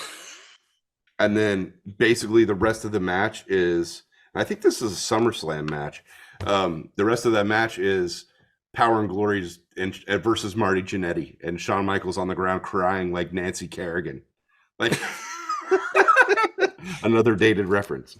But yes. But a good one to anyone who knows it. Yes. And so yeah, Power and Glory are on my list as number 3 because awesome. For number 2, I put them on here. They're mostly known as single stars, but I put them on for the same reason. Whenever you would watch Justice League and Darkseid showed up, and you just went, oh shit. The Brothers of Destruction, Kane and The Undertaker. Nice. Like, that was one of the ones where just, on paper, they can't lose, ever. And they rarely lost, ever. Yes. Yep. I remember the first time they were called Brothers of Destruction that I remember. I'm sure they were called that before in passing or whatever, but I remember when they were specifically called that was during the Invasion angle, and they had to go up against Chronic. Yes. Crush and Atom Bomb. So, yeah, that's my little thing. But yeah, that's awesome. That's a good one because they were a dominant tag team. And they were a prominent tag team, and like you said, they never lost. You knew when one of them was getting, teamed up on by some people, you knew that the other one would show up, and then they'd have that match where someone was going to get their asses kicked. And they could now blend storylines together, like WrestleMania 17. Stephanie McMahon takes out a restraining order against The Undertaker, and at one point he's like, All right, well, you don't have a restraining order against my brother. Hey, go. Hey, my big little brother. Go. One of my favorite moments with the Undertaker and Kane was when they had the very first brand split, and I think Kane was on Raw, and the Undertaker was on SmackDown, and and there was a I know little guy, exactly what you're gonna say. Heidenreich, Yeah. where Undertaker's feuding with Heidenreich, and Kane's feuding with, I think, Gene Snitsky or something, or some, I don't know if it was Gene Snitsky or someone else, but they're both backstage and they're both just like have their heads down, like, because they're dealing with some bullshit. And Undertaker's like, yeah, sorry, they're like, sorry, man, you got this, I was like, that's so awesome. So, Oh, I think my favorite with them had to be it's Big Show backstage, and he's like looking for somebody. I can't even remember who, but he's just knocking over doors, slamming doors open. Then he slams open one, and you just see him, ooh, as he comes out. Kane and the Undertaker come out and just beat the hell out of him. And Taker, who always had these classic one-liners as Biker Taker, just goes, "Next time, knock." oh God, I love the Biker Taker. Big Evil, man. Big Evil was such a cool rendition of the Undertaker. It reminded me so much of Arnold Schwarzenegger in just there's always a one-liner somewhere to be found. Awesome. Yes. But your number 2, go for it. Okay, so my number 2, it's pretty. I mean, it's probably on a lot of people's lists. Devon, get the tables. The Dudleys. As they should be on anyone's list. Fucking love the Dudleys. And the look, the blood, when they first came to WWE, I watched them in ECW because that was, for some odd reason, I got a station in the Midwest that picked up. It was the Madison Square Garden channel, which is pretty common, but not back in 1995. Mm-hmm. And my sister had a weird satellite company that no one ever heard of, and they just happened to have MSG. So I got to watch ECW Hardcore TV. Okay. I got to watch it when it was airing. So, but yeah, I got to see the Dudleys. I didn't get to see a lot of the earlier Dudleys, but with just Sign Guy and Big Dick Dudley and Dudley and all those, And Dances with Dudley. Dances with Dudley. And that guy that was on Jeopardy tonight. There was a guy on Jeopardy tonight that had the glasses. He looked like a fucking Dudley. And I kept looking over at my kid because my kid's watching Jeopardy with me during dinner. And I go, hey, look, because the guy's name was John, and I kept calling him John Dudley. And my kid's like, why do you keep calling him that? It just says his name's John. I'm like, you just don't understand. I was like, I will show you. Get me. I will show you things. It's the glasses. Get a good look at his glasses, and I will show you some Bubba Ray Dudley and Devon Dudley shit later. And he's like, whatever. And he left. So yeah. Anyway, yeah. Fucking love the Dudleys. WWE Dudleys with Bubba's weird stare. Yeah, there was a weird. I hesitate to use the word fetish, but it seemed like, especially when Trish Stratus was doing the videos about tables. Well, he would do, anytime there was ultra violence. Yes. Bubba would go into a trance, and it was always violence he caused. So it was when he put Mae Young through the table. He put Mae Young through the table, and when he was on the ground, he was like,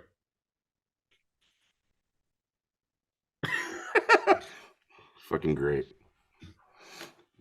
Well, my number 1 is the reason I wore fatigues for an entire semester of school. The Dudley Boys Team 3D. Yes. See, we're on the same page. Oh, yeah. And the reason I put them ahead of the Brothers of Destruction was they were the team. They were, if you want the number 1 favorite who's going to go out there and win the match, that's your guys. Yes. So you were really excited when in that really shitty Royal Rumble where Bubba Ray made his return. Yes, I was. I was too.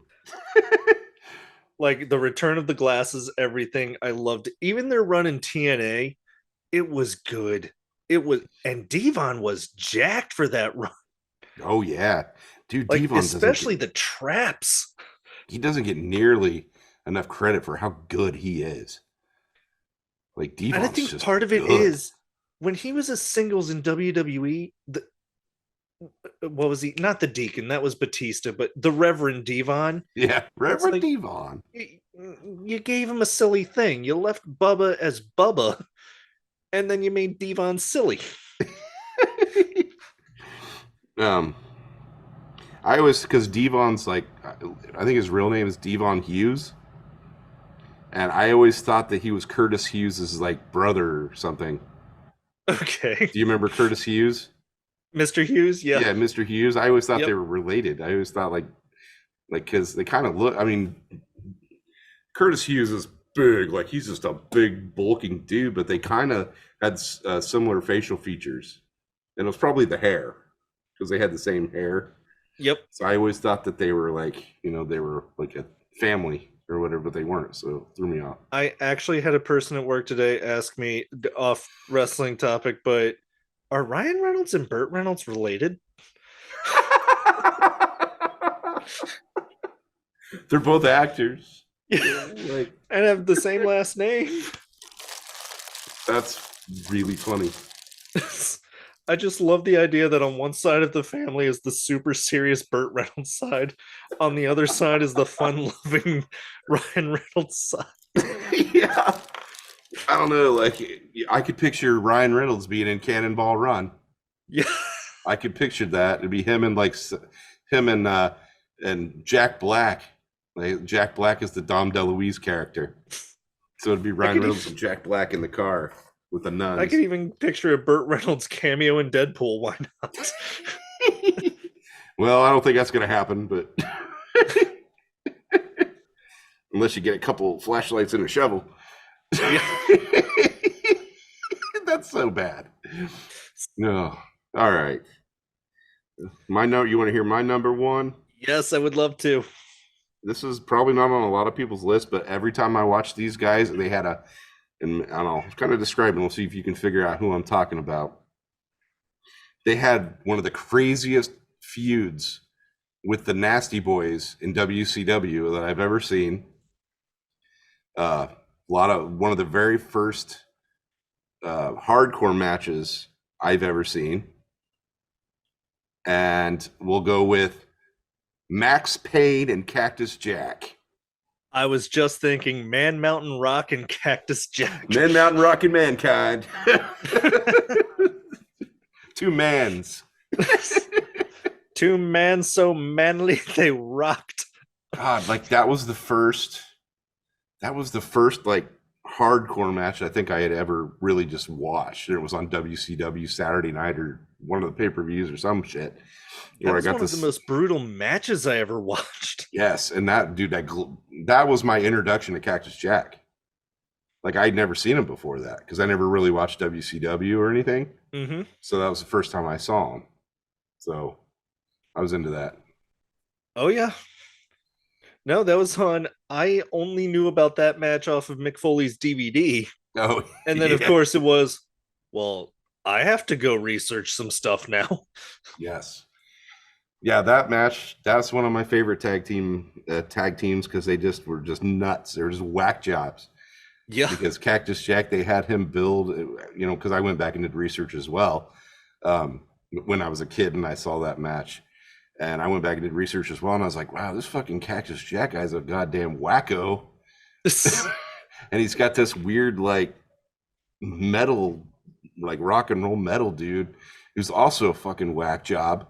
And they're beating the shit out of these two other guys that are even bigger whack jobs that keep shoving people's faces in their armpits.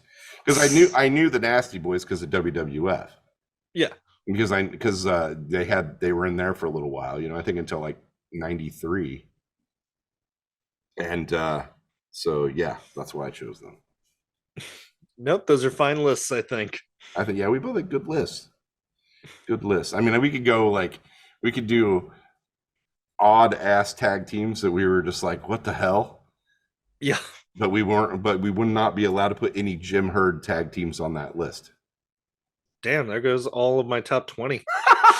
The ding dongs, the dynamic dudes, you know, who somehow went to the ring Laurinaitis. with skateboards and never rode a skateboard. Could you imagine John Laurinaitis trying to ride a skateboard? I wish Can they you would have had him imagine John do that. Laurinaitis trying to go to a convention? Oh yeah. Ooh, no.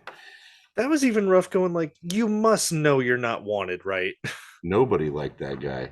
The talent didn't like him. I don't even think Vince really liked him. I think Vince just had him there because he kept telling him yes. Plus, your whole job was to be the bad guy. Like the real life, hey man, budget cuts. Yeah, you're fired. Vince says. Oh my God. Yeah, there'd be a lot of tag teams, like weird, not necessarily bad tag teams, but weird tag teams.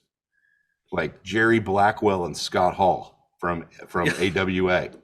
It's a weird tag team.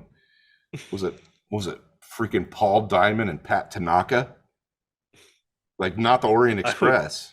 Right. But like when they were in AWA, you know, like that was some weird stuff. So there's just I would definitely need to research that one a bit. We need to do did we decide what our next week's top 5 was going to be? I thought we were going with the top 5 kings. Yes, we were talking about. Well, we're going to deep dive into the kings. Okay. We were deep diving into. Was that what we're doing? Deep diving into the kings for next week.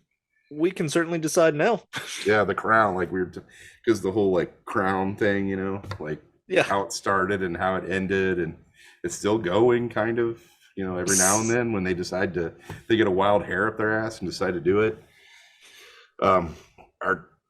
For top 5, maybe we should do the weirdest factions. Okay. Like the strangest factions. Because I know there were a lot of weird ones. There were even ones that sounded like a good idea until they were put together. Yeah, and then that didn't quite work. Or you can do our favorite factions. That might be better. Let's start with our favorites. Yeah. Because I would definitely need to research the weirdest ones. Yeah, that's true. We'll do our top 5 favorite factions next time. Alrighty. And we'll deep dive into the history of the title of King in the WWF and WWE. In just the WWE or in wrestling? Did they have more kings other than WWF?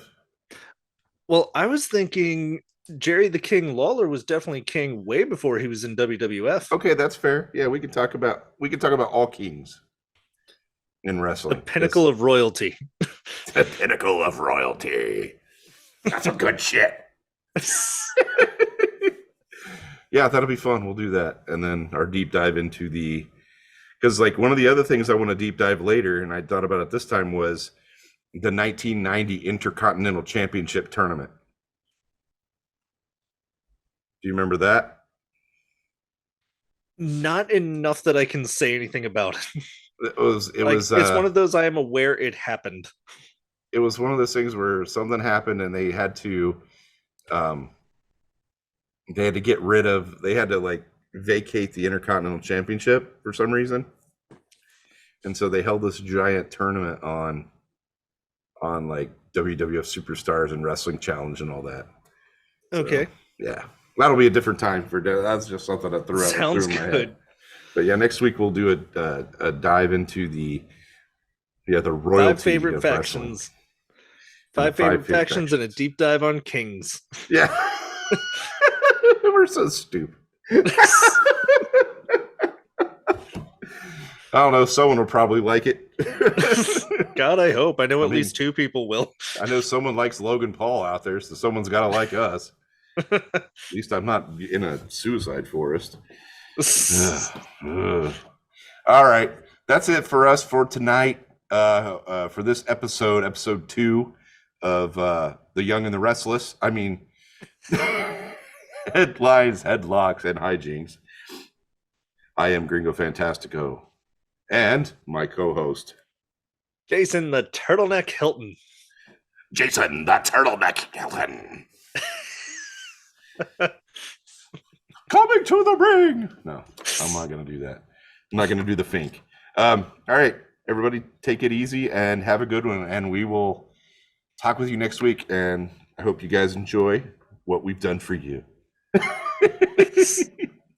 Take or care. to you. Either. That's good shit. That might actually get someone to make us not do our podcast anymore, and the company will have to like bring Stephanie McMahon to do this podcast for us until we decide we want to come back and do our podcast. As long as we get to see the Stephanie McMahon creepy smile, I'm good. Like, I have never seen a more scrunched face.